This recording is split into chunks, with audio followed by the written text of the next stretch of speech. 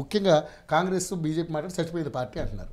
So ఎవరైతే పెద్దగా ఉండాల్సినటువంటి కేసీఆర్ గారు విదేశీ పర్యటనలో ఉన్నారో ఆయన స్తంభించిపోయారు.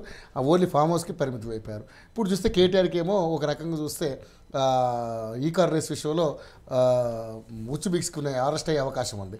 ఒకవైపు చూస్తే కవిత గారు చూస్తేనేమో జైలు నుంచి మొన్న రిలీజ్ అయ్యారు. అది ఎప్పుడైనా మళ్ళీ జైలుకి వెళ్ళొచ్చు, ఆ కేసు తిరగదోడతారు అనేది ఒక రకమైనటువంటి. ఇక ఉన్నది కేవలం హరీష్ రావు గారు. సో ఎంతవరకు సాధ్యం ఇది అంతవరకు అనేది ఉంది. కానీ స్థానిక సంస్థల ఎన్నికల్లో మీ పాత్ర ఎలా ఉండబోతుంది? ముందుగా మీకు ప్యానల్లో ఉన్న వారికి టీవీ ప్రేక్షకులు నమస్తే. మా పాత్ర ఖచ్చితంగా ప్రజలే మా పాత్రదారులు.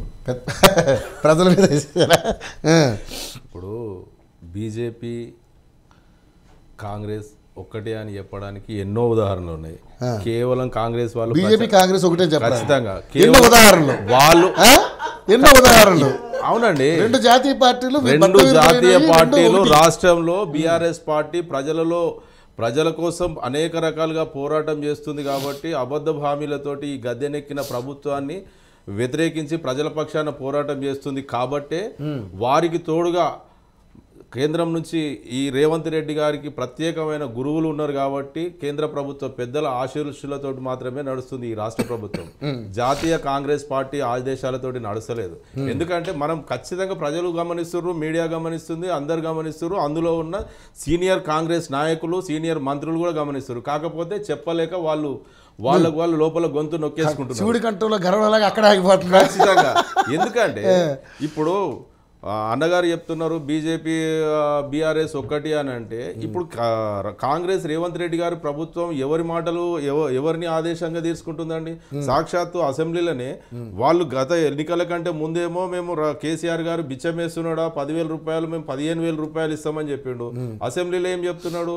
పిఎం కిసాన్ ఏ విధంగానైతే ఇస్తున్నారో నేను కేంద్ర ప్రభుత్వ ఆదేశాల మేరకు వాళ్ళ ద్వారానే వాళ్ళు ఇచ్చిన ప్రకారంగా మేము ఇస్తామంటారు. అంటే ఎవరు? కేంద్ర ప్రభుత్వం ఆదేశాలు వాళ్ళతో నడుస్తున్నట్టే కదా. నువ్వు మీ జాతీయ నాయకులు రైతు డిక్లరేషన్లో చెప్పింది ఏముంది? జాతీయ నాయకులను తీసుకొచ్చి రాహుల్ గాంధీ గారిని ప్రియాంక గాంధీ గారిని తీసుకొచ్చి రైతు డిక్లరేషన్ చెప్పిన మాటకు, మీరు చెప్పిన అసెంబ్లీలో చెప్పిన మాటకు, మీ మంత్రి తుమ్మల నాగేశ్వరరావు చెప్పిన మాటకు ఎక్కడన్నా పోలికలు ఉన్నాయా? మీరు ఇచ్చింది ఇప్పుడు 70 లక్షల మంది 15,000 రూపాయలు లెక్కేసుకుంటే 24,000 కోట్ల రూపాయలు ఏదో అవుతుంది. దానికి 70 లక్షల మంది రైతులు ఉన్నారు. ఇప్పుడు ఖాళీ వాళ్ళు మొత్తం మీకెళ్ళి చేస్తే 30 లక్షల మంది రైతులకు మాత్రమే ఇస్తామని చెప్తున్నారు. వాళ్ళు ఎక్కడ ఇప్పుడు ఏ విధంగా చూసుకున్నా కూడా 70 లక్షల మంది రైతులు తెలంగాణ రాష్ట్రంలో గ్రామీణ ప్రాంతాల్లో ఉన్నవారు. స్థానిక సంస్థలు ఒక కుటుంబానికి 4 లెక్క చెప్పేసుకున్నా కూడా ఎంతమంది అవుతారండి? వాళ్ళు ఈ రోజు కాంగ్రెస్ ప్రభుత్వానికి ఏ విధంగా ఓట్లు వేస్తారని అనుకుంటారు కాంగ్రెస్ వాళ్ళు? బీజేపీ ఏ విధంగా ఏ విధంగా వేస్తారు? వాళ్ళు చెప్పిన అబద్ధం. స్థానిక సంస్థల ఎన్నికల్లో అధికార పార్టీకి మొగ్గు చూపే అవకాశం ఉందా లేదా? 100% వారి వైపు లేనే లేరు. జీరో వస్తుంది. మీ వైపు ఉన్నారా? ఖచ్చితంగా. ఏ విధంగా ఉంటారు? ఏ విధంగా అంటే అనేక సంక్షేమ పథకాలు తీసుకొచ్చిన ప్రభుత్వం గత ప్రభుత్వం బీఆర్ఎస్ ప్రభుత్వము.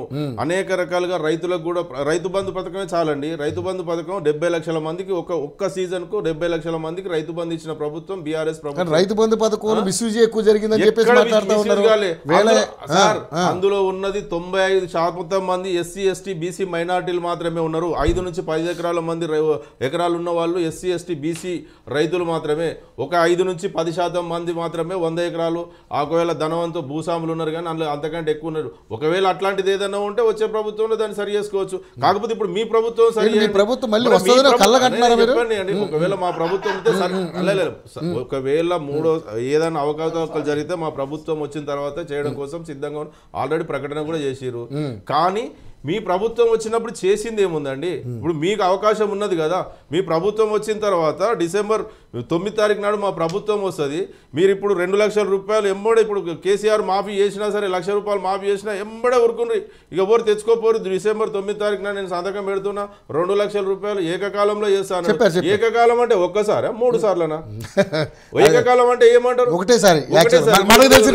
రేవంత్ రెడ్డి గారి భాషలో 3 సార్లు. 3 సార్లు కూడా ఎంతమందికి అయింది అనేది మళ్ళీ అడుగుతాడు. మళ్ళీ ఎంతమందికి అయింది? ఇప్పుడు ఇవన్నీ ఎందుకు? మొన్న మా నాయకుడు కేటీఆర్ గారు సాక్షాత్తు అసెంబ్లీలోనే చెప్పిండు, కొండారెడ్డి పెళ్లి పోదామా కొడంగల్ పోదామా, తెలంగాణ రాష్ట్రంలో ఏ జిల్లాకు పోదాం, ఏ పల్లెకు పోదాం, ఆ గ్రామంలోనే పూర్తి స్థాయిలో రైతు బంధు అయినా, పూర్తి స్థాయిలో రైతు బీమా పూర్తి స్థాయిలో అయిందని చెప్పి ఒక్క గ్రామంలో మీరు చెప్పితే నేను రాజీనామా చేస్తా, రాజకీయ సన్యాసం చేస్తా అన్నాడు.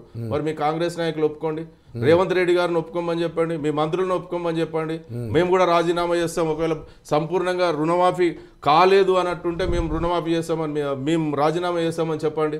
మీకు ఆ దమ్ముందా, ఆ ధైర్యం ఉందా? అది లేదు కదా. ఖచ్చితంగా ఒక్కటి కాదండి, కేసీఆర్ కిట్ కానీ, కేసీఆర్ న్యూట్రిషన్ కానివ్వండి, 2500 రూపాయలు అని చెప్పారు, అది బొందల పోసేసారు. ఇంకేం చేసారు, తులం బంగారం అన్నారు. తులం బంగారం అన్నారు. బంగారం కాదు, ఇనుము కూడా దొరకలేదు. ఇప్పుడు బంగారం షాపులు బంద్ ఉన్నాయో, మరి వాళ్ళకి ఏమైందో కూడా తెలియదు. ఎక్కడున్నది ఏదీ లేదు. వాళ్ళు చెప్పింది అబద్ధపు హామీలతోటి మాత్రమే గద్దెనెక్కిర్రు.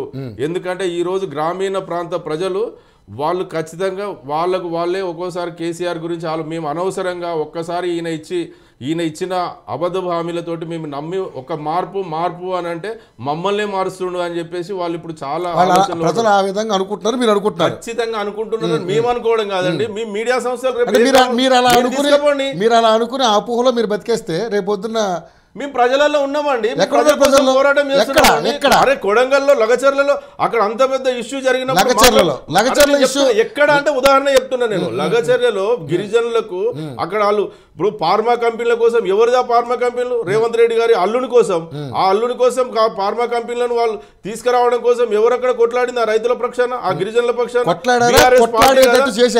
ఆ పార్టీ ఆ ప్రజల కోసం మా నాయకుడు జైలుకు పోయిన సందర్భం కూడా ఉంది కదండి. ఇప్పుడు సుప్రీంకోర్టు దగ్గర తీసుకుపోయింది కూడా మా పార్టీనే కదండి, ఢిల్లీ వరకు తీసుకుపోయింది కూడా మా పార్టీనే కదండి. వారి కోసం న్యాయవాదులను కేటాయించింది, వారిని జైలు నుంచి విడిపించింది కూడా మా పార్టీనే కదా. తెలంగాణ రాష్ట్రంలో ఎక్కడ ఏ రైతుకు కానీ, సామాన్య ప్రజలకు కానీ ఏ అవసరం వచ్చినా కూడా మా పార్టీ అండగా ఉంటుంది. హైదరాబాద్లో ఉన్నటువంటి మొన్న వీళ్ళు ఏదైతే హైడ్రా పెట్టి కూల్చగొట్టి పేదలకు అనవసరంగా కూలగొట్టిన దానికోసం కూడా మా పార్టీ అండగా నిలబడ్డ. రాజకీయం చేశారు, మేము ఎక్కడ రాజకీయం చేయలేదు. రాజకీయం ఏ విధంగా చేస్తామండి?